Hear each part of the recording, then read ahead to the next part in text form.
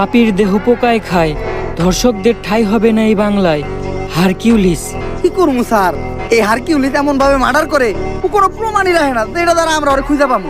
কিন্তু স্যার আমার কাছে একটা বুদ্ধি আছে, যেটা দ্বারা আমরা হারকিউলিসকে একেবারে হাতে নাতে ধরতে পারবো। এই শহরের সব ধর্ষক করে এক জায়গায় করেন, হারকিউলিস ওখানে মারার লিগা অবশ্যই আইব। তখনই আমরা হারকিউলিসে ধইরালাম আর ও মারাটা খাইব। বরবাদ, তোর কথা মতো এই শহরের সব দর্শক করে নিয়ে আইছি। স্যার, ওগুলো বাইরে রাখাটা সেফ না। হারকিউলিস যে কোনো সময় ওগুলো উপরে হামলা করতে পারে। এক এক করে ওগো সবাই পিসের গোডাউনে ঢুকানোর ব্যবস্থা করেন।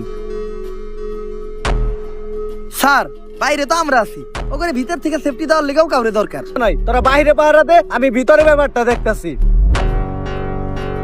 স্যার, শেষবারের মতো একটা কথা শুনে রাখেন, পাপীর দেহ পোকায় খায়, ধর্ষকদের ঠাঁই হবে না এই বাংলায়।